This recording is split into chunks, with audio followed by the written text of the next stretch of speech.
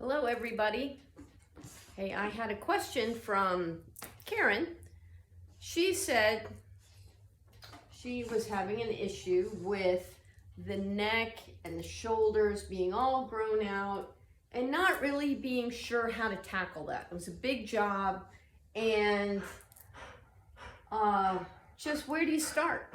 So I have a similar situation going on right now because it's the end of winter, we're getting into spring. And so some dogs that I left longer so that they could be comfortable out in the yard, even if it's a little wet or a little windy. They could just repel the weather because they have a nice correct coat. But it is a situation at this point. There's a couple of considerations. One, if I strip all of this down, well, one, that'll be really hard, time consuming, hard on me physically, hard on him physically too. This is an older dog, he's 12. The dog in question that Karen asked me about was 8. So we don't really want to put him through just tons and tons of pulling. And the other thing about it is if we pulled all this down at one time, it would all grow back at one time. So we would just be kicking the can down the road. We'd have a period of time, then it would be the middle of summer sometime when all of this would get really bushy again and we'd be faced with the same issue. So I've done a step here to get us a little bit of a head start. I have bathed him. Now that's a little controversial. A lot of people say don't ever bathe a hand stripped coat, but if you have a hard coat, it doesn't hurt anything if you're not showing in the next 2 or 3 weeks. What it does is, as you can see, it kind of lifts the jacket, it kind of lifts the hair, which right now makes it a lot easier for me to identify that there's layers in this coat. And that's how I'm going to make this an easier job to do.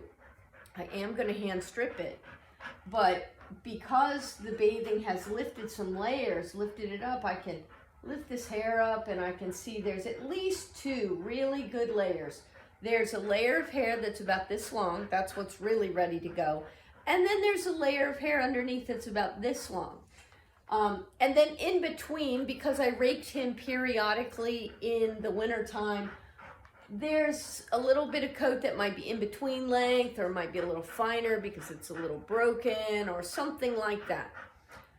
Now the way we're going to handle this is we're going to work on the longest layer first.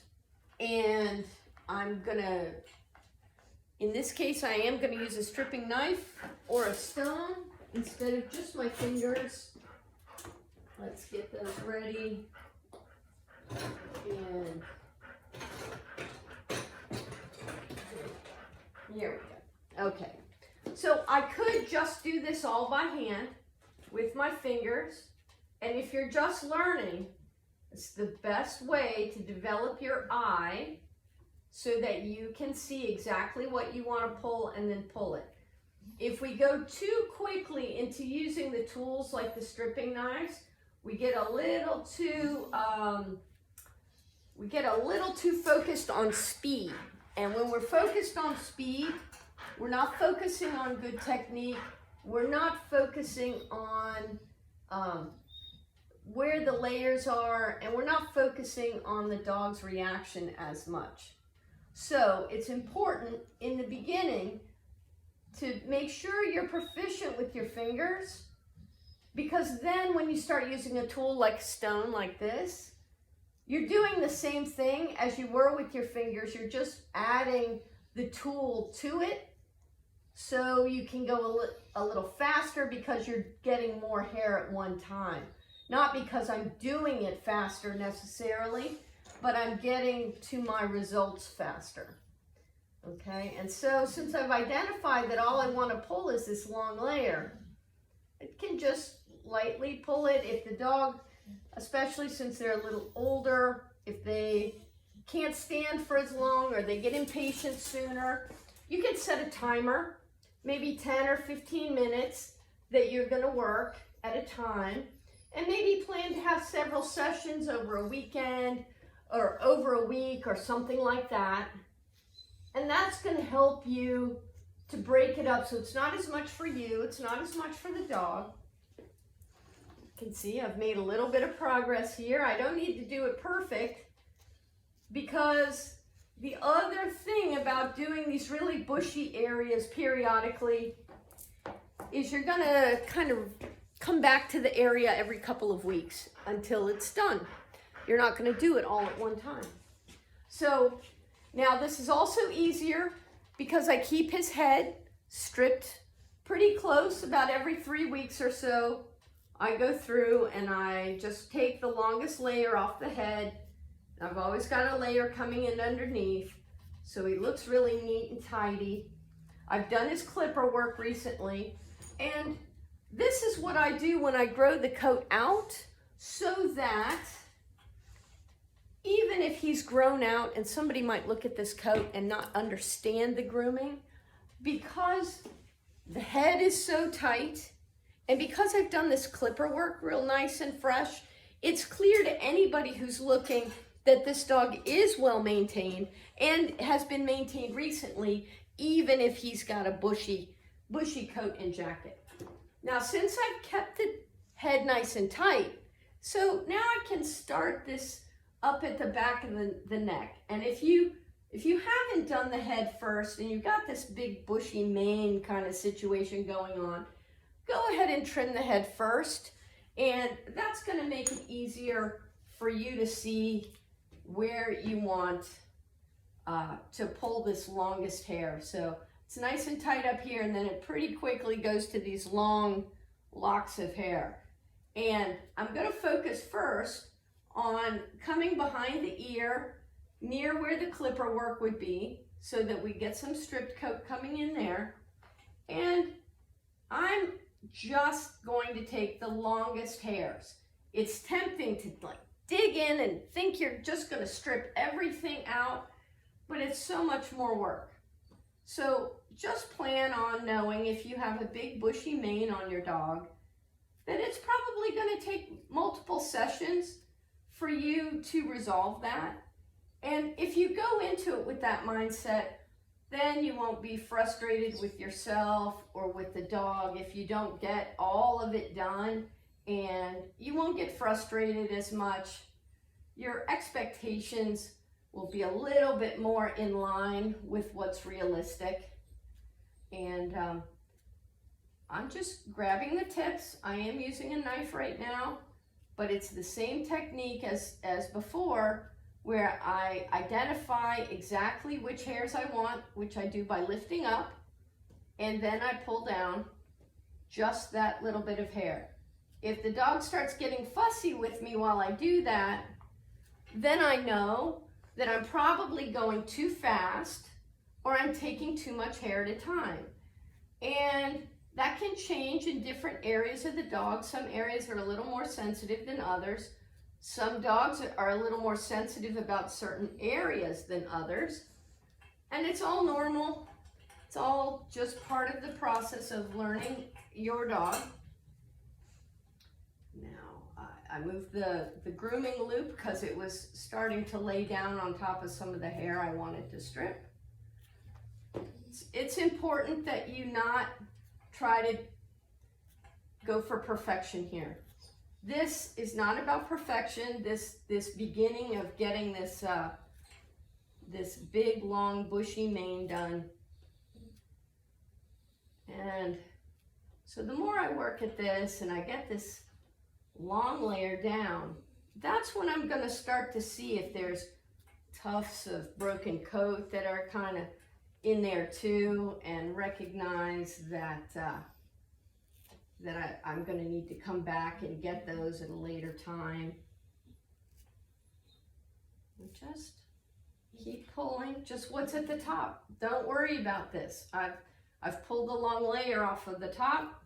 Let it go. Keep moving on so that you can get a layer removed everywhere before you get into the weeds too much about getting it all off in one place. That sets you up for trouble.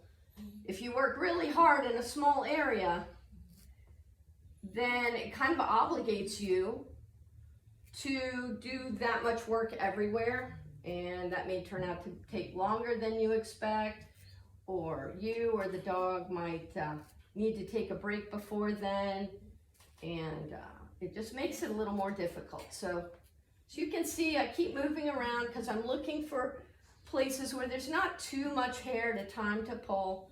So sometimes that means pulling the longest hair. Sometimes that means going back to an area where I pulled a little bit before. You know, so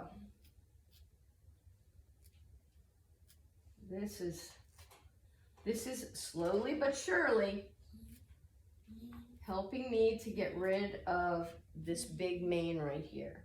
I'm holding the skin of his neck on the other side, and that's what's making his skin taut on this side, which makes it easier to pull. Then the hair pulls out of the skin instead of pulling the skin up. And so that's a little bit more comfortable for the dog if you can keep some tension on the skin. Good boy. I want to let him know I appreciate his cooperation. Depending on your dog, you know your dog best. If they'd rather have a longer session, a slower, longer session and get it done, and then not have to be back on the table again for a while. Or if your dog is just better with more sessions on the table, as long as they're shorter, as long as they're quicker.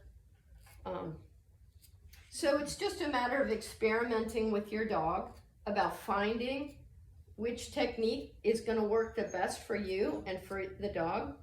And just because something works well for one dog doesn't mean that it is the right answer for another dog. So just tune into each dog individually as you're working, and you'll be good to go. All right, we've done a lot on this side of his neck.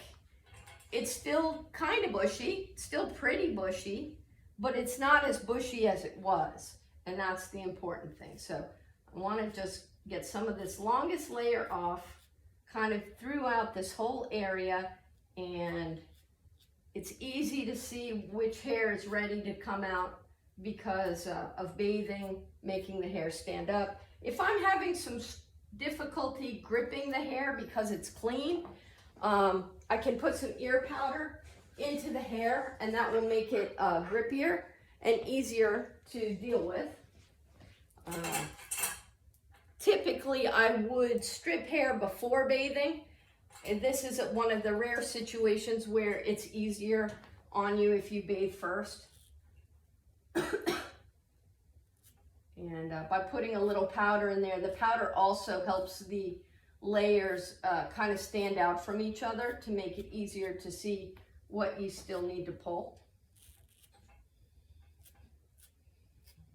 All right, so that should be enough to get you started with getting rid of your winter mane.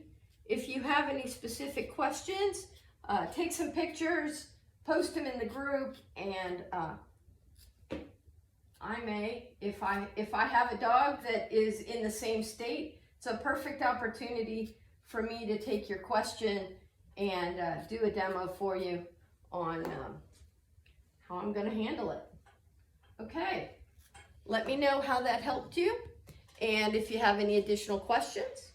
And if this whole hand stripping thing is new to you, I am doing a webinar in just a few days on on Saturday, April 6th, 3 o'clock Eastern, for learning about hand stripping. What is it? Why do we do it? How do we do it? When do we start? What can you expect? What's your commitment? Just general information about hand stripping. Plus, I'm going to do some extra conversation around timing. Timing is such an important part of hand stripping, if you're showing particularly, but just so you can get predictable results. And with the standard and giant Schnauzer national specialties coming up in August, that's a perfect time. Starting about now is the perfect time to start planning your coat so that it comes in at the right time if you're starting from a a blown coat like him, a long all over coat. So I hope to see you there. Let me know if you have any questions about what we did today, and I'll see you next time. Thanks.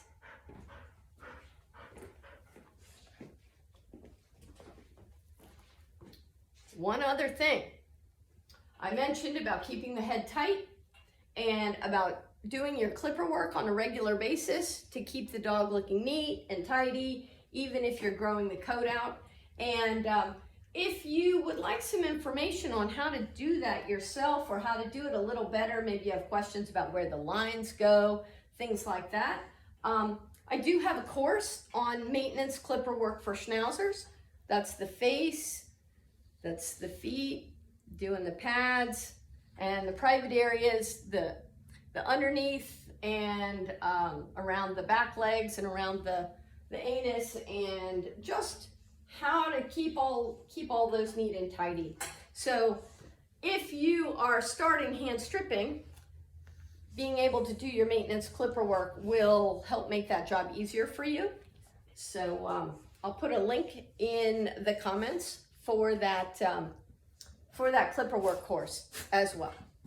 All right, thanks, buddy. Yeah, big hug, big hug.